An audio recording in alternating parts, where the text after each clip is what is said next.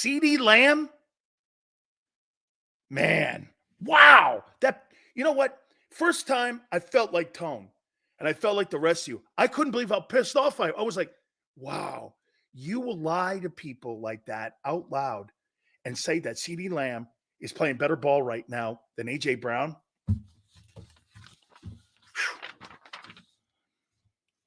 Man, let me bring Tone in here now for the segment. Hey, man, the way the world turns, Sills, it's the way the world turns. I listened to like 15 minutes, and Keyshawn Johnson's going like this. You really think that guy is better than A.J. Brown? Because Keyshawn got sense. Keyshawn got sense. He brought his sense from ESPN to Fox Sports. Thank God, because Keyshawn Johnson, like out of all the guys that typically talk football, man, he's been one of those guys that's been fair to Hurts. He's critiqued them fairly. He's praised them fairly. He discusses the Eagles fairly, even though he played for the Cowboys, and I think he won. No, he didn't win a bowl with them. He won a Super Bowl with Tampa Bay, right? Tampa Bay. So he played for the Cowboys though. He was the number one overall selection too, by the way. Right. And it's so funny, when he was drafted, he made it very clear what his intentions were. Get in and get out in 10 years, and that was it. And I think he played an additional one in Carolina. Yeah. Because Steve Smith convinced him. Yep. Smith got hurt. But my point is though, nonetheless, CeeDee Lamb, he's playing good football. He's playing. He's productive for his team. He's doing exactly what they need him to do. But they're playing dogs. But he's like, you're putting up these numbers against who? Like why? That's the worst 6-3 team in the league. Like, I think the Bengals are better than them, and they're what, 5-4? That's just my opinion. You know what I mean? I think Jamar Chase is better than CeeDee Lamb. Who's the best team in Texas?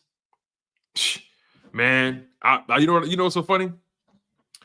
I think C.J. Stroud is a better quarterback than Dak Prescott right now. I do too. But nobody want to talk about that though, because he's a rookie. Hey, I don't know, man. I bet you if you ask Cowboys fans today, if you had to have C.J. Stroud or Dak Prescott, who would you have? I bet you they'll throw Dak Prescott to the damn wolves and make sure it's a fucking it's a stamp on his head. You know what I mean? They'll send his ass flying. He absolutely. Hey, I went back and watched that Super Bowl, and by the way, I heard Nick today, and I listened to his press conference. I thought it was really good. Okay, good, because I didn't get a chance to hear it because I'm producer, so I didn't get a chance to hear it. They didn't go crazy. Okay, he said a lot of self-evaluation that they did over the last couple days here when it came to everything that they were doing. He goes, the number one priority for us was to look at what we're doing, where we're going. I love the fact that kind of what we echoed yesterday, they've been doing exactly what I've been preparing our show each and every single day. Like, I've looked at the last two games. They've looked at the last year that they've played so far, and then some similar matchups. They looked at Washington, like I said they would yesterday, and they did. And he goes, yeah, we looked at everything they did. And someone goes, does it bug you to go back and have to watch the Super Bowl? He's like, no, that's old news now. I mean, this is about getting better now. And so one of the questions was, how are they going to counter the loss of Dallas Goedert? And he said, we're going to do it by committee. Now, my question would be, what does that entail? Does that mean Swift in the slot? Julio Jones may be in the slot? And he also said this, we're going to have to come up with ways to counter that loss. So are we going to see new play designs? Are they going to try new things? Was that just smoke and mirrors there that they were throwing that out for Andy and Spags to have to think about? Because remember, the misinformation right now is also part of that when it comes to preparing for Monday night's game. You don't want to give too much going on. How do you think he's going to handle that? Because I thought it was an interesting comment today. It's so funny you say that, because I wanted to ask you, based off everything you heard, like, what do you think this game? What do I believe? Yeah, well, not just what you believe, but also because you normally never like his press conferences at all. But for the first time, there was something different about him, right? There was By the way, the PR guys go, one more question. Then they pulled him off. And to me, I think he answered like it was more vanilla today than I've ever heard him be vanilla. So I want to answer your Got question. to him. I want to answer your question for sure, but also like, do you think post bye week now they're flipping the switch? They're in playoff mode. Like, do you think that's the mantra, that's the dogma? You know what I mean? That's where they are right now. Do you I think think what he's they're trying flipped to the do is switch? keep their emotions down for Monday night, and they don't want to get overplayed right Mm, now on a Wednesday, and they're keeping as much as they possibly can and their emotions, because what you don't want to do, Tone, is get so amped up on, why would you get amped up on Wednesday, Thursday, and Friday? I need you amped up on Saturday, Sunday, Monday. So what you got to do is build this thing up. Keep your level headed, get your studying done, get your game plan in your trend book, look at all the plays that they like to do, look at what they've been doing. Go back to the last 2 games that they've played against us 9 months ago. Same personnel, same coaching staff. There's really not a lot of different things going on. Maybe some nuances with Matt Nagy instead of Eric Bieniemy. But right. I mean, this is really going to be close on Monday. Absolutely, yeah. I I I can't wait to listen to the press conference because I definitely want to get a feel for what you felt. But I think going into this matchup, they understand that it's time to flip a switch. Now, we've gotten all our lumps and bumps and bruises in the first half of the season. Thank God we're 8-1, and we did everything we did everything we could to win those games. We had some ups, we had some downs. We didn't necessarily play our best football. We weren't as clean as we would like to be. I think they spent, outside of just getting healthy, I think they spent this bye week really, really trying to iron out the wrinkles. You know what I mean? Like you Yeah, said, no, I I don't agree. I think, don't Tone, think they're going to get better personnel wise, but I agree. I do think That's what I this: was about to say. I don't they're think going to they're clean it necessarily. up, Yes, I which is don't going to think they're make them necessarily better. better. And You know, the other component to this is they're going to get healthier with Reddick. right? And to me, Reddick right now is Reddick second half of the season. Yes. And And that's the 2 areas they're going to really mightily improve in. did you know at this point going forward at the 8-1 mark and beyond last year, Reddick put up 10.5 sacks over that span. That's Yeah, insane. that's insane. So I tend to lean more towards what you're saying. When you look at the roster and the talent is what it is. Right. They are who they are. It's Clean it up. from a talent perspective. What's been stopping the Eagles hasn't been a talent issue. It's been an attention to Mistakes. detail issue, mistakes, being out of position, in pass defense, communication. 2 things, Tone. Offensive turnovers, lack of defensive turnovers. Exactly. I think they're going to spend most. I think as from a personnel and talent standpoint, they are who they are. Now they need to clean it up because the first half of the season hasn't been necessarily clean. It's made their talent look like it's made their talent look like it's a weakness. But in reality, it's not the talent. It's the mistakes. It's the lack of attention to detail, being out of position. Being in the wrong gaps and not communicating properly. I think from this point forward, all those things are going to be buttoned up, and I think these guys And are it in will playoff make mode them right better. now. Yes, and that will naturally make you better. Again, we've been saying all the time, yeah, they're winning. Yeah, the stats are great. If you look at the Eagles' offensive numbers, you'll say, okay, like if they're on par for last year, what's the problem? It's the turnovers, right? It's the lack of red zone. It's the lack of consistent red zone efficiency. Now, over the past few games, they've gotten close to cleaning that up, right? Only one interception over the past. It's getting better. It's getting better. I think they spent a lot of time over this bye week, especially coaches, looking at that film and saying, okay, what have we not been doing? What have we been doing too much of? Have we been too tight? Have we been kind of wearing this Super Bowl hangover and doing the best we can to kind of battle that? I think from this point forward, they play free. They understand that it's playoff mode now. Attention to detail must be at an all-time high. I think the focus, when you say they kick it into playoff mode, I think the focus enhances more because you don't have margin of error right now more than you did. And you were working through things in the first half of the season. Now you're in a battle right now and by the way, you're only a game up on a team for home field. Okay. Right. It's not like the Cowboys are not your focus. The next team behind you is your focus, whoever that is. You've only got a 1-game lead for home field advantage. And over these next 5, that could go to anybody now. And if you come through at 4-1, I say 95% chance you're going to host a home field and you're going to have the NFC Championship run through Philadelphia. And if that happens, what has happened every time that the Philadelphia Eagles outside of that Tampa disaster back in the day, what has that meant? That means that you're going to the Super Bowl. Okay? If you get home field, remember this, that right there gets you home. If you host the NFC Championship game, let me throw this at you here. I went back and watched the Super Bowl. Yeah. They did a ton of blitzing in that Super Bowl, and they had a lot of internal blitzing. And Spags has done a lot of blitzing this year as well. How do you think Jalen Hurts is handled? Because I've always thought that was one of the weaker parts of his game, has been internal blitzes. How do you think he's done, especially with the higher volume of passes this year when it comes to pick-upping blitzing and a blitzer? I think he's done much better. And the reason I say that is because it's something you said earlier, right? The fact of the matter is they're throwing the ball more this year, yet he's more accurate. And when you're in the Super Bowl, when you're at the top of the mountain, everyone's watching you. Everyone's trying to figure out how to beat you. When teams were prepping for the season, they weren't saying, how can we beat the Lions? How can we beat the Cowboys? There were two teams that everybody was saying. They were saying, how can we beat the Chiefs? And how can we beat the Eagles? The team that you played this year has been overanalyzing Patrick Mahomes and the Chiefs' weaknesses. They've been overanalyzing Jalen Hurts and the Eagles' weaknesses. They've been trying to apply it in every single matchup. When it comes to Jalen Hurts specifically, his weakness has been the blitz historically. But this year, I felt like he's been doing a pretty decent job navigating the blitz. Now, has he got hit more? Yes, he has. It's the higher volume.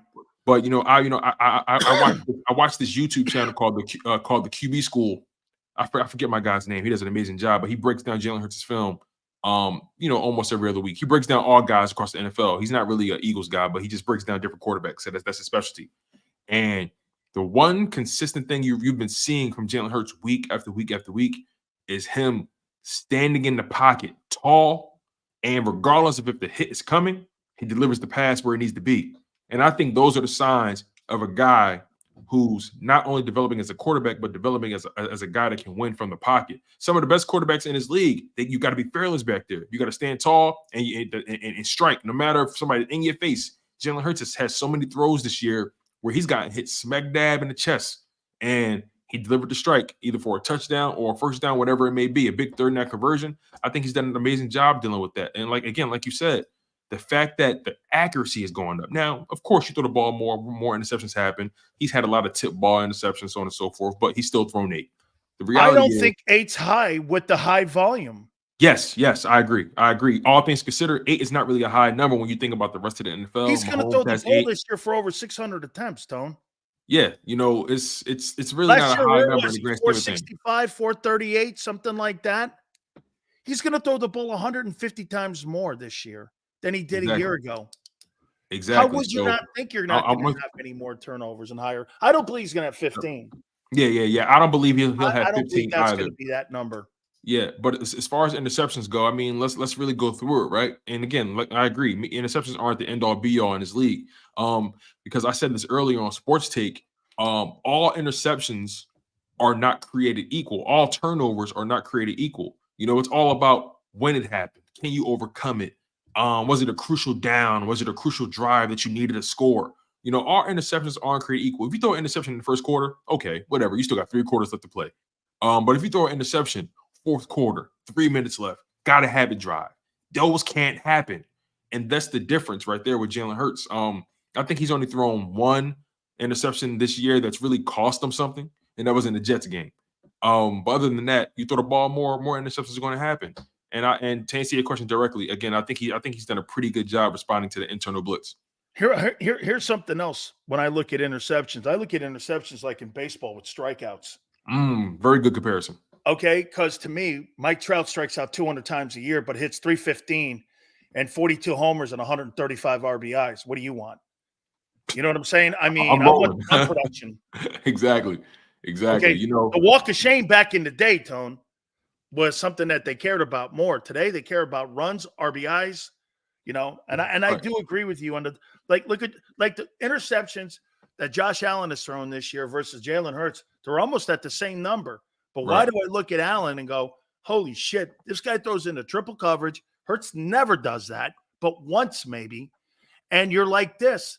He just does not see the game. Or how about this? His ego is so high about his arm, like you say about that love of the arm, that he believes he could thread that thing through a toothpaste holder. I mean, he just thinks he can get that thing in there, and Hoss, you just can't. I got another one for you. Yeah, and real quick about Allen, his interceptions wouldn't bother me if they weren't costly.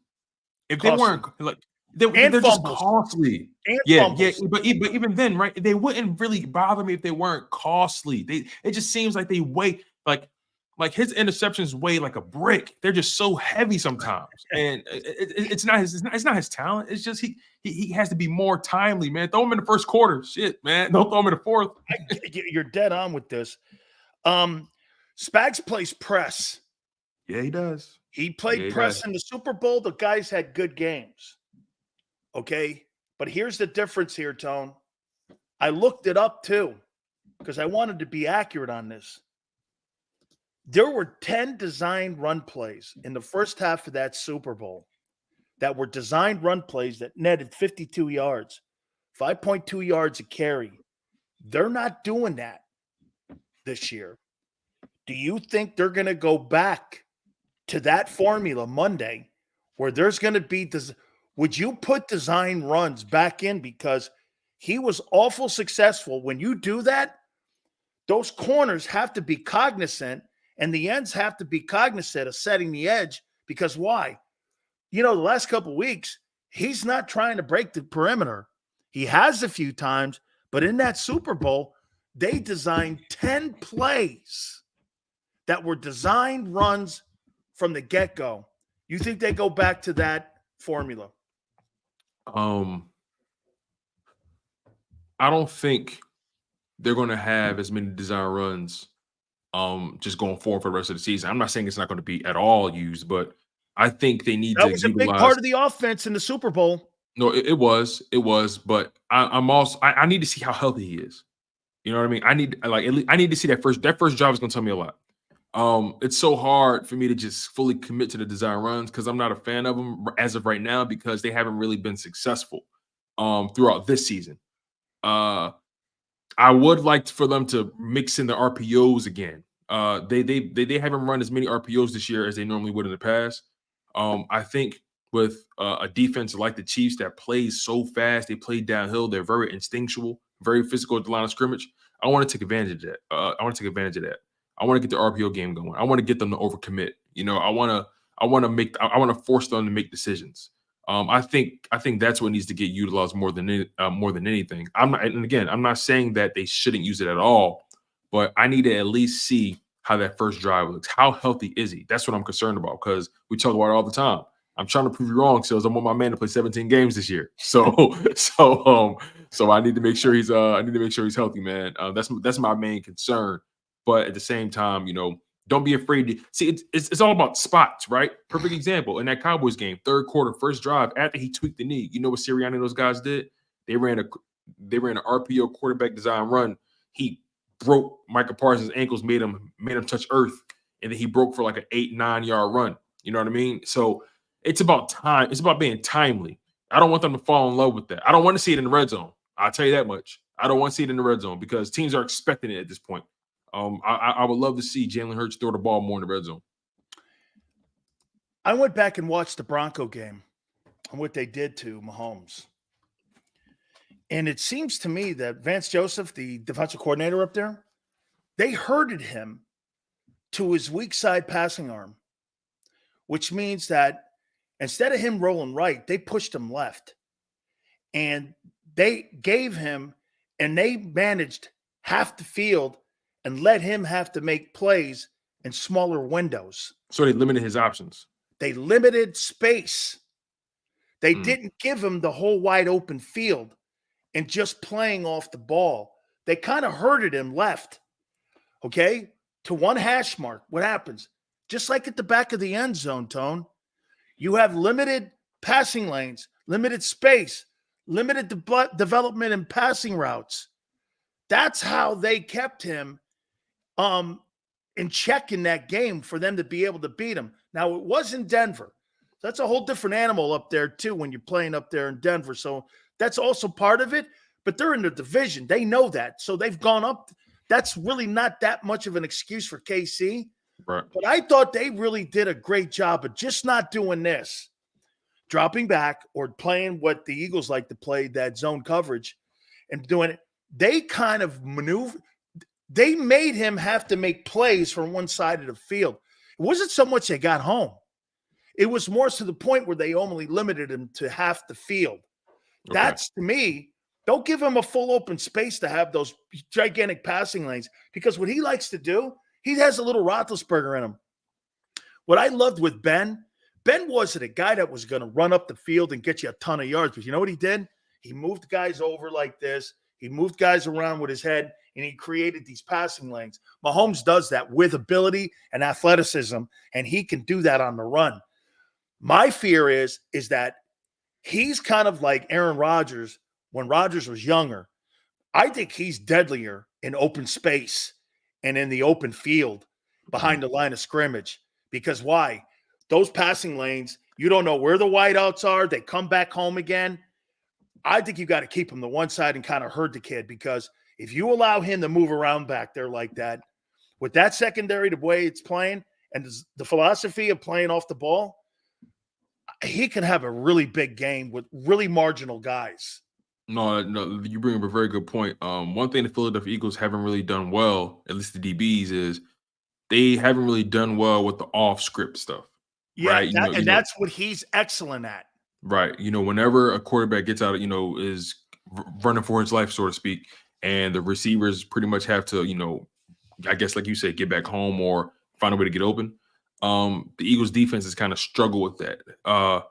It kind of begs the question, should the pass rush have got home by now, or is that something that would harm any DB room, right? Whenever scramble drill happens, the DB doesn't know which route you're going to run. He doesn't know where you're going to go. So it does make it hard for those guys. So it's going to be so important for the Philadelphia Eagles D-line to get home. They have to get home. They got to make him uncomfortable. I love what you said, though, about hurting him left, essentially cutting the field in half and kind of limiting the amount of space that he has to work with.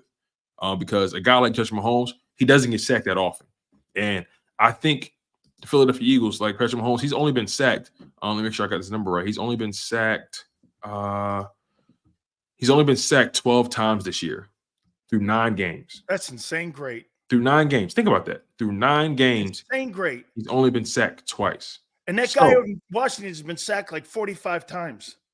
And Jalen Hurts has been sacked 22 times. So when you think about it from that perspective, that tells you he's getting the ball out efficiently and effectively. And quickly. Efficiently, effectively, and quickly. And he's also not allowing himself to be put in a situation where he's going to take a sack or negative yardage. I think as much as we love the Philadelphia Eagles getting sacks, if I was them, I wouldn't necessarily try to pass rush him in the hopes of getting a sack. What like you said, I want to herd him. I want to force him to where I want him to be, and then because another thing that doesn't get force talked his about. Hand. Yes, another thing that doesn't get talked about too much in that Super Bowl, Patrick Mahomes broke their back a lot in the running game. He had like the same kind of plays that Hurts would normally do. Third and long, he'll break your back for 12, 13, 14 yards. Mahomes had a few of those in that game where you thought you had him dead to rights, and somehow, somewhere he got out and he just broke it for about 20 yards, 15 yards, a backbreaker. So I think the Philadelphia Eagles need to find a way to curve their aggression, herd him. I really like what you said. Herd him to one part of the field, limit his options, put him somewhere where you want him, and don't allow him to get things done with his legs, because he's running more this year. He's running more because he's creating more. Get this. He has to create more for those guys. Those receivers aren't good. Yeah, those receivers aren't good. He's doing whatever he can to create opportunities for those guys. Open passing lanes. That's what I'm talking about. What he's doing is he's running more and he's getting less hit. Jalen's passing more and getting hit more. Okay. Exactly. There, Exactly. right there, it shows you still the development that Hurts has to come through now. Yeah, Okay, it's think about it's that. almost like another stage of his development, right? It's like, okay, you know, because Completely. I think the best thing ever happened to Patrick Mahomes is that Tyreek Hill was traded. it forced It him to. forces him to see the game and feel better. Yeah. Yeah. It's so funny you say that, right? The best thing to happen to Mahomes was losing Tyreek. I think the best thing to happen to Hurts was getting AJ, because it in my opinion, it fast tracked his development as a passer. You know, it And in allowed 5 years from now, Tone, that's going to benefit Devontae. exactly, because like, look, I'll be honest, I have no idea how long both of those guys are going to be in his roster. One of them, I'm telling you, one of them isn't going to be here at some point. This is my honest belief, because the money got to go somewhere, Money's got to and go somewhere. I have a hard time believing in the long run both of those guys are going to be here. I just have a hard time believing that. It's hard for teams to keep those guys together. The Bengals likely will lose T. Higgins in the offseason. Oh, So yes. so I You're not keeping both them guys. so I just have a hard time believing that both of them are going to be here. Like you said, losing Tyreek was the best thing to happen to Mahomes. I think getting AJ was the best thing to happen to Hurts. Like I said, it helped fast track his development.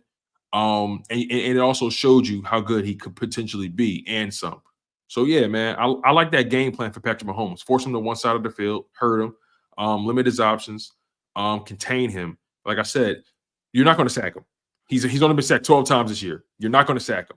But don't let him get up the field. Don't break containment. Set Do the not edge. break containment.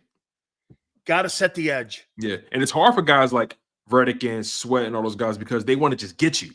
But you have to be discipline. Is going to be, this might be the game where the Eagles have to be their most disciplined. Would you say so? Yes, sir. I would say also this, that both teams are not going to have a lot of sacks in this game. Agreed. There's just not going to be a ton of sacks, because if all the numbers that you tell me what he's trending, you're not getting home in 2 seconds. That's Exactly. not happening. Has there And the ever way been you play off the ball? He's going to play pitch and catch all day long. You're not getting pressure on him. Let me ask you this, right? Because the best you can hope, blitz. yeah, the best you can hope for is hurries and maybe some Hurries, quarterback hits. That's the hands best you can up, hope for. tips. Right. Let me ask you this, right? When you play defensive line, right?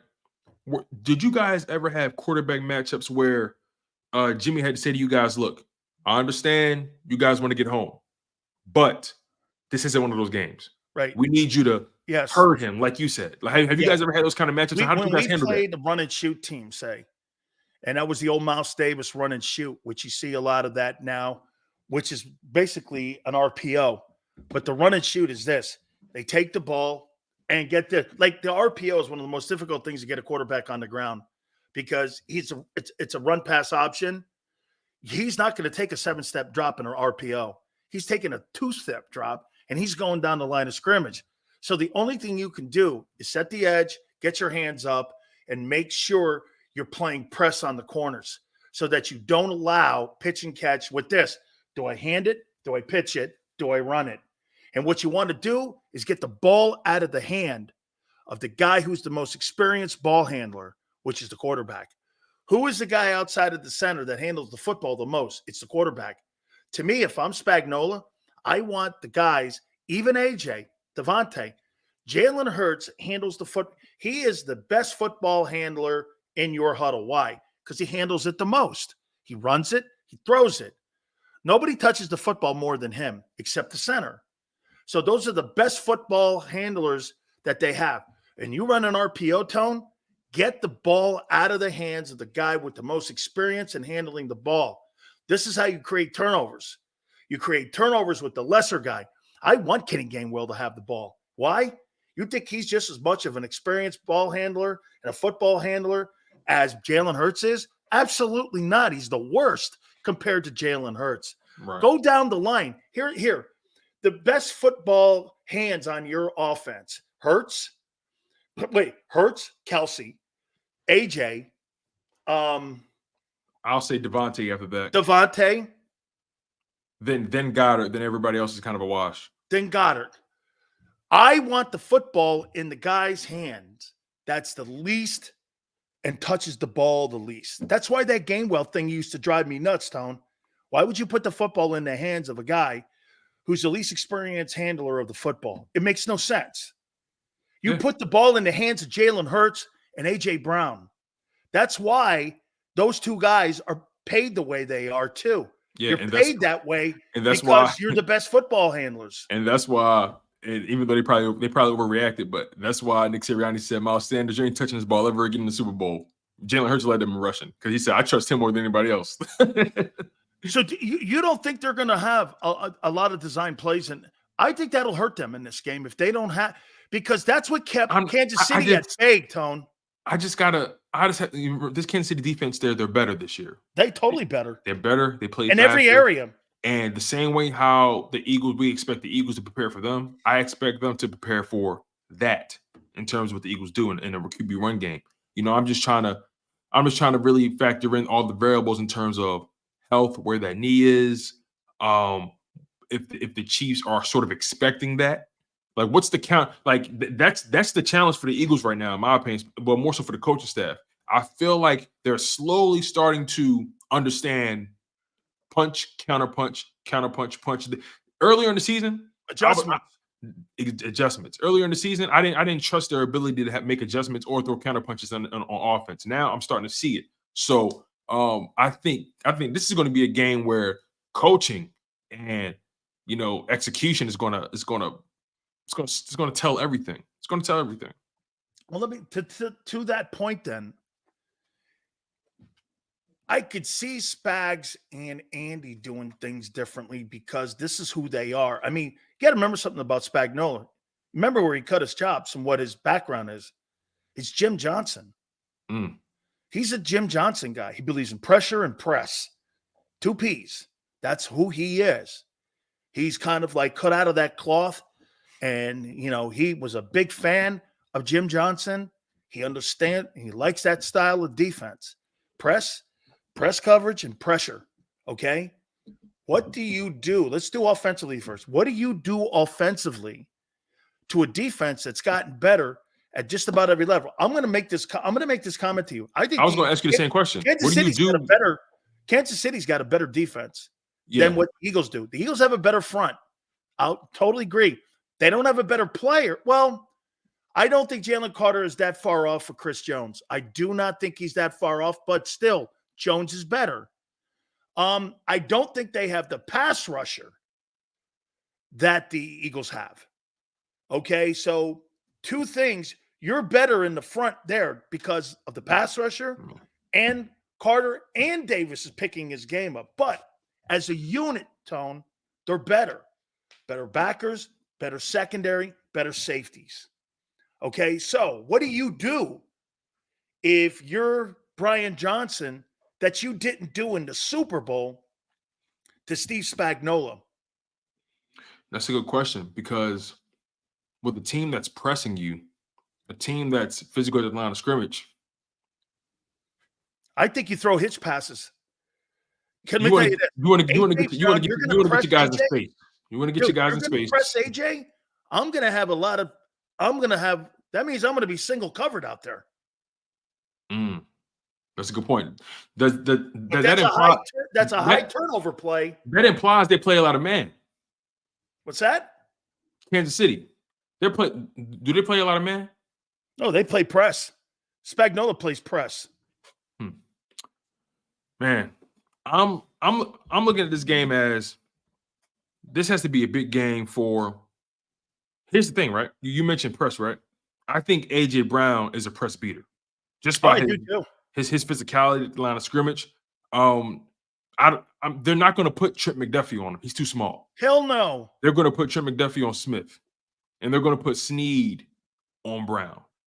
So, and also Snead has been the lesser of the 2. You press AJ, I'm going there all night. I'll give him 80 targets. Exactly. So that begs the question, right? And even though that is what Spags does, do we anticipate him throwing any curveballs? I do. I think he's going to bring 2 over the top, and he's going to make sure that they don't get beat deep. And there's going to be secondary help back there, because my biggest fear is not Devontae beating me. It's AJ in a one-on-one, because he's a physical mismatch. And if you're going to press that guy off the line of scrimmage, now remember something. When you press him off the line of scrimmage, though, your timing route with him and Hurts, there's a double hitch there. Does that mean you get home with blitzes too? If you're pressing, you're blitzing, in my opinion. So do you think there's going to be less go balls thrown in this game by the Eagles because of Spags' ability to get to the quarterback with the blitz, because he wants to get the ball out of his hands? Yes. Yeah. I think what they're going to do, if you see pressing, you're going to see people coming home or people middle blitzes from the interior. And I think you're going to try to get in Jalen's face that way in the front, because if you think you're just going to sit back and let AJ go up there on a press coverage on the left, and you don't have a lot of help over there, that's a remedy to get annihilated. Jimmy Johnson says this about press coverage all the time. You know, you could die a slow death with zone, or you could die a quick death with man. So what's the perfect press beater in the NFL right now? See, this is going to be so anti every single thing that I believe in. I think it's really playing back on that zone a little more and letting those shitty wide receivers make mistakes and drops. Because let me tell you, I do not believe, Tone, I don't think the Eagles should press. I think the Eagles, and this is against everything I believe in, but I think they should play zone. Do you think that wide receiver core is going to win that game Monday night? They're not. I don't think so. I think Travis Kelce will. Yeah. I don't, which means more of a matchup on the linebackers. So what are you doing? You're bracketing Kelce and forcing everybody else to beat you. I don't believe you have a wide receiver on that football team that can beat me. But then again, Tone, I didn't think they had a wide receiver last year on that football team. And I do not believe Juju Smith-Schuster. He sucks. Look what he's doing in New England. He's doing nothing. Yeah, I think he has less than like 10 catches. This is bad. I mean, he's just, see, to me, I would do this. I would run those wideouts. If I'm Kansas City, I would run those wideouts as far as I possibly can with that idiotic zone coverage that they play. Run them up the field and run them crossing routes with Kelce. Maybe who's the back? Pacheco? Yeah. I'd have Pacheco doing crossing routes that confused you in the Super Bowl. And I will challenge those. I personally will attack your linebackers in the passing game. And what else that you said? That Mahomes is doing great. He's not getting hit, which means he's getting the passes out quick. That's what Sam Howell did, dude.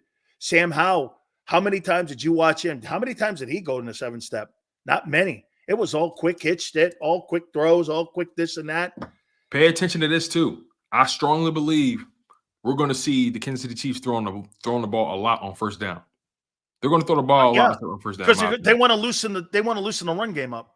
Exactly. They're going to throw the ball a lot on first down because that's what the Commanders did.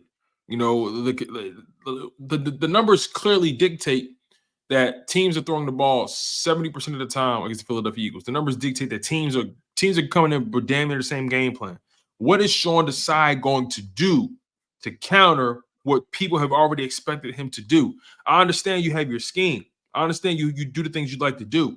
But there comes a point in time where you have to look at the opponent and say, okay, where do I need to tweak this scheme? What do I have to do to make sure we're not a liability? Because the last thing I want for them to do is just run that vanilla-ass defense they've been doing all year and then just say, hey, guys, go make plays.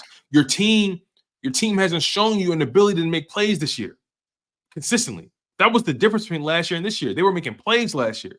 This year, they're not making too many plays. So what can you do schematically to limit the damage that your pass defense has already been taking all year? Is it strictly just better communication? Is it putting guys in different situations? What you know, you're a defensive guy, right? If you're Sean Desai, knowing what you know, I mean, I know we talked about, you know, I know we talked about having a game plan against Patrick Mahomes, but from a pass defense perspective, right? Based on what we know about how they run defense, what would you do slightly different? If I'm Desai against Mahomes? Yes. Okay. Again, I'm going to make that guy and hurt him to half the field. I'm going to jam. I'm going to do everything in my power to try to make sure that I jam those wideouts whenever I can. But that's not what they do. But again, you're trying to tell me you pay two guys $15 million a year and you can't get up on those shitty wideouts and you can't jam them? We're not talking about Justin Jefferson and Addison here. We're Right. talking about guys who couldn't make the Eagle team. I mean, is it really that much of an importance that you stay into your scheme of things and how your philosophy is on defense when you know you got a personnel matchup? You're trying to tell me, and this goes back to the money, Tone. I'm paying both these guys over $10 million a year. You better get And your I ass up there and can't press.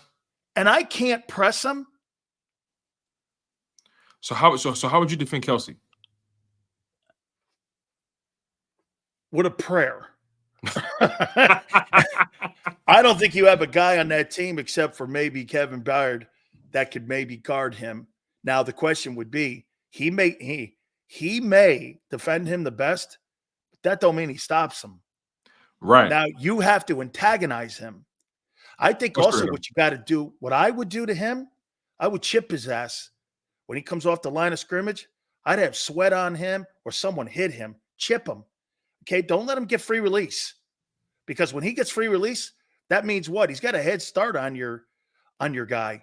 Hit him, chip him, bang him up a little bit. Okay, don't give him a free release. The worst thing you can have this guy, because you know what they like to do to him? They like to do what they do with Kyle Pitts a little bit. They flex him off the ball so he doesn't take the contact, and they put him on the weak side. Because they know because they know he's not strong enough or big enough. Kid. He's not physical enough. And Kelsey's not a physical guy when it comes to being interior, when it comes to blocking and shit. Like I said, he's not Gronk. You could put Gronk at center and he get a free release off the ball because he's so good at it. Gronk is superior to Kelsey. Kelsey's hands may be a little better. I don't know. May not be true. But Gronk was a tremendous – he could have played offensive tackle in the league. Yeah, how Gronk, good he was. He was an offensive tackle with great hands. Exactly. Yeah. And if I had to really choose, I think I would choose Gronk over Kelsey because of everything he gives me. Not just in the pass game, but in the run game. And hands like glue. He was literally – he was unguardable. How many times you see him triple team, Tone, and he still comes down with the football? Yeah. Yeah. So you might be on to something. You know, every time with Travis Kelce, he eats a lot in that flex position. He sure does. They walk him off the ball. They move him out. So they give him that free release. See, Gronk would be more towards the tackle, and that would mean keep the backer inside, and he would get up, and Gronk was so physically able to get off the linebacker that he'd get that free release on him. Kelsey's not physical like that. Kelsey needs a little more space to maneuver and work. That's why they put him in the weak side, and they flex him off the ball. And that's why you see a lot. Watch it. People are going like this guy here's the greatest side. Yeah, well, they put him in a position where no one hits him. I think what you do is you put that guy – put someone on him. Don't give him a free release. Is there really anyone else on that offense outside of Mahomes and Kelsey that you fear Monday night, Tone? No. Well, I've never. You beat them. You bring up a hell of a play point. This style. What we're saying here. Exactly, and it's so funny. I've never. You know what's so crazy? I had more angst when the Cowboys came to town rather than this matchup. Why? Maybe it's the rivalry part of it, you know, the shit talking part of it, all that kind of stuff. Maybe it's that. And also, I hate the Cowboys, so maybe I'm more emotionally invested in that. But you bring up a good point. It's one guy. It's one guy you got a game plan for. You know what I mean? One guy. From the skill position. What are the name of the wide receivers? I don't even know. Right. You got Skyler, who? Sky Moore, Rashid Rice. Come on, Tone. Tone, could those guys make the Eagles? Hartman. Could those guys make the Eagles? Those guys would be practice squad at best right now. Dude, they're Quez Watkins. Yeah. Yeah, you're right.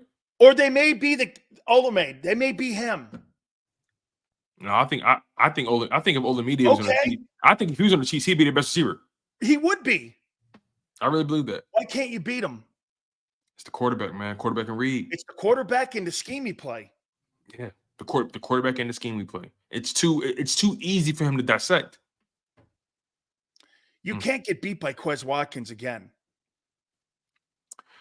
Man, this is going to be a hell of a game, Sills, because you're an Arrowhead. There's one dude. It's one dude. It's one dude. Now you've got three dudes. I don't get it sometimes. You have Devontae Smith, who you're underutilizing this year. I don't care what anyone says. How about this? You haven't used it to the max. Would we say, would this be fair? You've probably used Devontae Smith 75% of what his max is. I'm willing to agree with that. I think that's fair. Because, I mean, it's Goddard, 65%. Do you agree? I might go lower than that with Goddard. Okay. But you know, AJ, wait a minute. Point, you're though, underutilizing your talent on your team, and they're maximizing theirs. Yeah, that's true. But you know, AJ's been going off. Isn't it so hard to not throw him the ball? But wait a minute. I just got through saying to you, wait a minute now. I got you. They got rid of Tyreek Hill and got better. Mm-hmm. I'm not saying get rid of AJ and Jalen would get better. I'm saying it's harder to defend. You just don't know where he's going because he's so gifted. That's true. It's the fact of the matter. That's true. That's true. You know, it's so funny. Patrick Mahomes might be the only quarterback. The AFC West is weak. Then how come they've beaten you twice in a row? Patrick Mahomes may be the only quarterback in the NFL without a number one wide receiver. Like, think about that. Allen has Diggs. Herbert has Keenan Allen. Hurts has A.J. Brown. Tua has Tyreek. Burrow has Jamar Chase. I mean, yeah, he has Kelsey, but we're talking about wide receiver. He's the only one really. Murray doesn't have one. Who? Murray doesn't have one. Kyler Murray, but I'm talking about the top. Dak has one. Dak has one. It's so that's why I call him the baby goat, man, because he's making a bunch of number threes look like at least borderline two, like Brady did in New England. Yeah, man, that's the blueprint. Look, man, it's gonna be a bloodbath, man. I'll tell you that. Kelsey, how would I defend Kelsey? Yeah, I'm going to put I'm not putting a linebacker on him at all. You don't have a guy in the building, right? Exactly. I like what you said.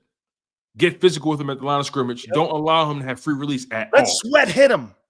Let somebody got to put. You're not getting home anyway, Tone. Listen, and that's my point. You're not getting home anyway. You're not going to get home anyway. Hit him. Hit him. Send somebody out there to get hands on him. Like they do with Micah. Bump him every single time.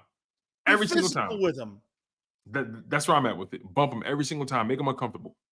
You're not going to – I don't believe there's going to be a ton of sacks. Now, again, Reddick is a exclamation point playing linebacker or edge, whatever you want to call him. I call him the exclamation point. Exclamation point. I like that. He makes sacks with an exclamation mark. He totally does. I mean, I can't think of one guy that I've seen put a stamp on a game. I mean, shit, the Cowboy game, the Commander game, the NFC Championship game. This guy, I mean – Let me ask you this: more wrong about a guy. Who's the lone Eagle defender? And I mean, it doesn't matter on any level. DBs, linebackers, D-line. Who's the lone Eagle defender that you're concerned about the most in this game? Bradbury. Yeah, I would agree with that. They're going to isolate him, and then they're going to isolate them backers. I think they're going to test Bradbury early. They're going to test Bradbury early. They turned him around in the Super Bowl so many times. And I hope this isn't one of those moments where Bradbury is in his head because he gave up what he gave up in that Super Bowl. He ran into dudes in them crossing. He got confused in them crossing routes. Absolutely. So if I'm Patrick Mahomes, I'm finding a way to see if Bradbury still has it. That's where I'm at. Do you blitz Mahomes so you can force him and hurt him right? Now that creates. You know what? I got to find out though. So to your point about that question, I need to find out what will happen if I do it. So I'm going to try it. I'm not going to just not do it. You don't know unless you try. One play is one play in one game. Sometimes you got to take one to get one, like boxing, man. Like the Mexican style of boxing. They take one to give one.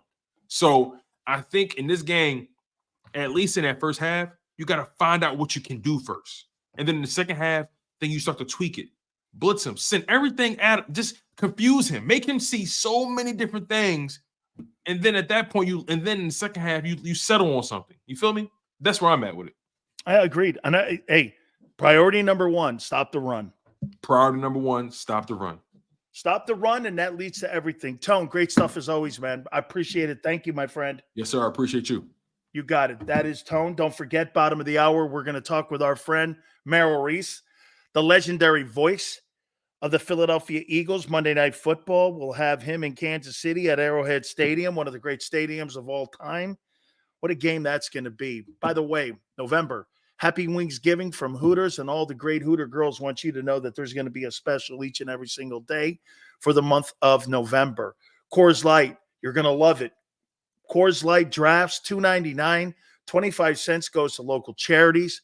The 2024 Hooter calendars are out. I think 9 of the girls are also from the Northeast area, are featured in the calendar. There's $100 in coupons also in those calendars. So it's not just about the lovely Hooter girls in there. There's $100 in coupons. Go to northeasthooters.com. That's northeasthooters.com. Tuesdays, buy 10 wings, get 10 boneless free. Wing Wednesdays, 1983. Kids eat for free on Saturdays. That's northeasthooters.com. northeasthooters.com. And do me a favor, when you roll in, tell them Big Sil sent you.